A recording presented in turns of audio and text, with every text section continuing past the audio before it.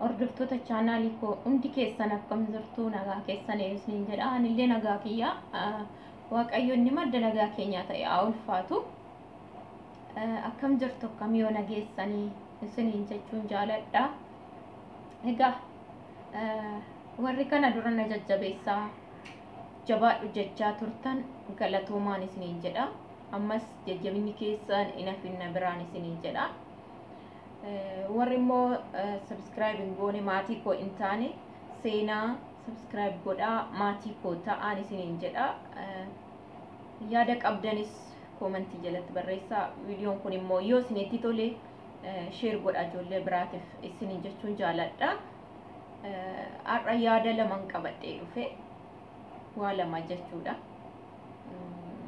gaariidha jedhee waan yaadeefan isiniif fide inni tokkoffaan ijoollee Dubaay jiraniif yaada gaarii ta'e tokko qabadhee dhufe inni kaan immoo walumaa galatti ijoollee biyya ormaa keessa jiraannu hunda keenyaaf kan fayyadu jedhee waan yaaduuf yaada gaariidha waan jedhee yaadeef kana qabadhee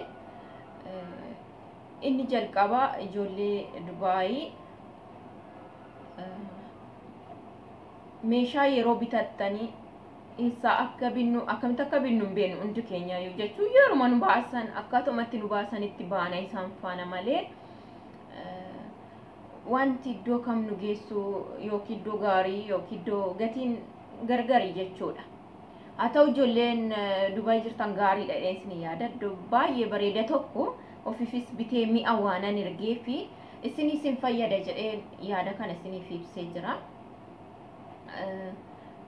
innis jalqabaani wanti beekun jiru tureeyyuu yeroodhaaf suuqii isaanuma faanan deemee bita ture mi'a idduma isaan bitatan jechuudha isaan immoo suuqii guddaa seenuusi so an yeroo baay'ee orderiin godha ture orderiin onlaayiniidhaan gaarii miti hunda keessaniif jechuudha inni tokkoffaan isuma inni isiniifan qabadhee dhufe isiniin jedhu so gaariin turreeshu isuman akkasumatti order godhu garuu maqichi tokko karaa facebookitiin suuqiin day to day jedhu naaf dhufe meeshaa isaa yeroo ilaalu waan argadhu natti fakkaate ani garuu waan mana ajaju seenee dubbise seenee yeroon dubbisu lakkoofsa na erginaanin save godhadhe whatsappin dubbise order yeroo nan dubbisu la ofii dhuftanii bitattu naamna naan jette okay jedheetan ya kan na hojjechistu koo kanatti hime nageessite yeroo naqu dhuga akkuma na argadhe miini hinjirre tokkollee hinjira in argattu gatii giddu galeessaan argattu lammaffaa gatii baay'ee giddu galeessa jechuudha suuqii biraatti wanti nan birrii 80 birrii 70 bitee jira dhugaan isiniin jedha meeshaa naani birrii 40 30 suuqii kana biteetu gaariidha jedhee ilaalaan yoo yeroo darbe kaargoo yeroon ergu meeshicha viidiyoo tokko gadhiisen ture meeshaa sana hunda suuqii sanaan bitee jechuudha guyyaa 3 dhaqee guyyaa 3 tan xumure jechuudha kiiloo 90 erge kanaaf dhaqee nan bitadhe waan hundillee jira achi waan hunda argattu jechuudha waan seentanii dhabdanii jiru gatiinis gadi bu'aadha isiniin jedheera kanaaf ijoolleen Dubaay jirtan hundi keessan otoo achi dhaxxanii bitattanii isiniin jedha suuqichi immoo damee 5 qaba iddoo tokko qofaa miti Dubaay Maaraatii qofaa miti Abu Dhabi jira Sharjah jira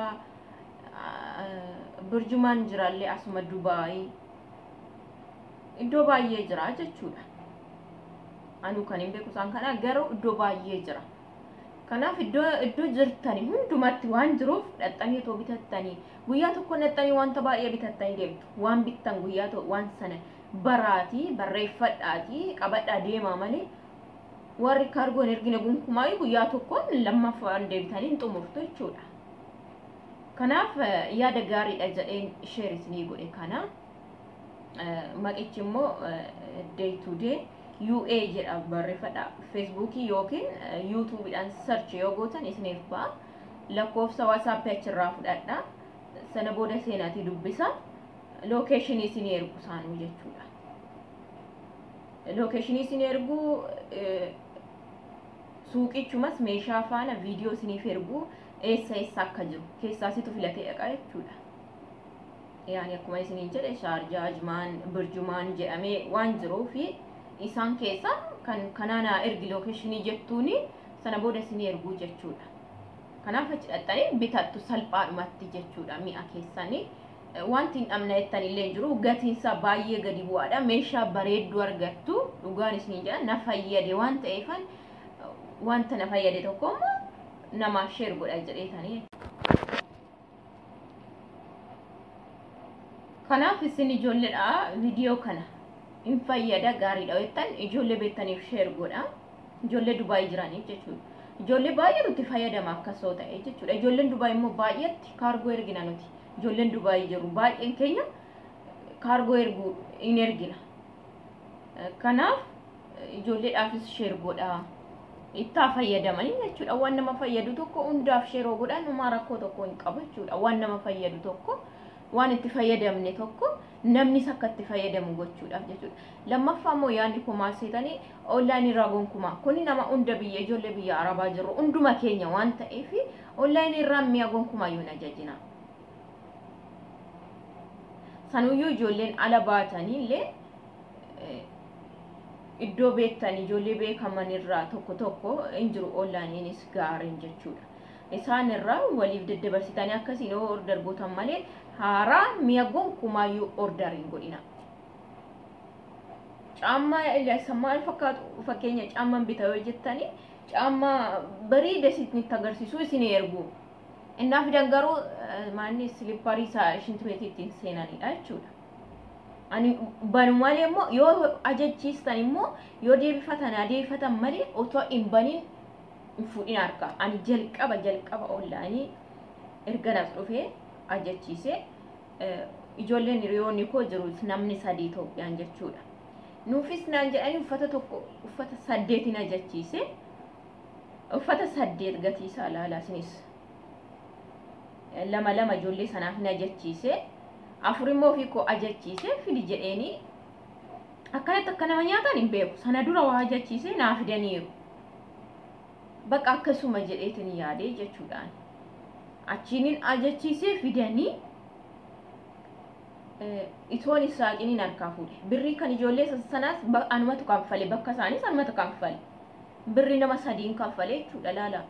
Kan uffata 8 anatu kanfale. Maaliin dhufe seetanii motoraan dhufe. Akkamiin motoraan dhufe eetmanii ani hin beeku so hin saagne yeroo nan fuudhu uffanni 8 akkamitti kanas jechaan dhufe garuu akkana nama nyaatu hin beeku. Yeroo sana nan saaqa jedheen sodaadhe. Dhibee waan ta'eef jechuudha. Yeroo dhibee sana yeroo baay'ee intini jechuudha. Achumaanii fuudhee galee waan taatetti akkasitti inni jedhee diitooliidhaan dafee xaxarage nan saaqu. Jeans imkam zubaalaa keessaa fuudhanii qamiicanii deebisanii tokko san hin beeku dhugaa isin jeans afur bifan qabu bar. Tolaayyuun uffatu waan akkasii uffadheetu hin beeku sin uffadhus. Inna birrii ammamii akkan dhabe beeka uffata 8 jechuudha. Kan ijoollee sanatu kanfale ani ijoollee harkaa isin fudhanne tokkoffaa anatu banee ilaaluun qabaayyuu lammaffaa nana manee waan ta'eef waan amanteettis immoo yoo miidhamte maa rakkoo tokko hin qabu bakka nan dhiise jechuudha. Kanaaf online irraa hin ajajinaa ijoolleen biyya namaa jirtan gonkuma isaati. Kanaaf isin fayyada jedhee yaada kana isiniif ibse waan ta'eef itti fayyadamaan isiniin jedha. Ammas dabaleen isiniin jedha warri maatii kontaane seenatii hunda dandeessu jedha search godha maatii kutaa subscribe godha. Yaada qabdan gaafii qabdan immoo commenti jalatti barreessa. Gaarii yoo ta'e barumsi kun viidiyoon kun ijoollee biraatiifis share godhaan isiniin jedha.